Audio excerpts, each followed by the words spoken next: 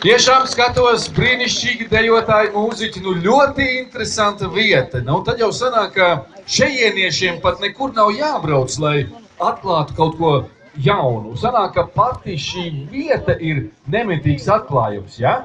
Tur tev taisnība, jūras vilk.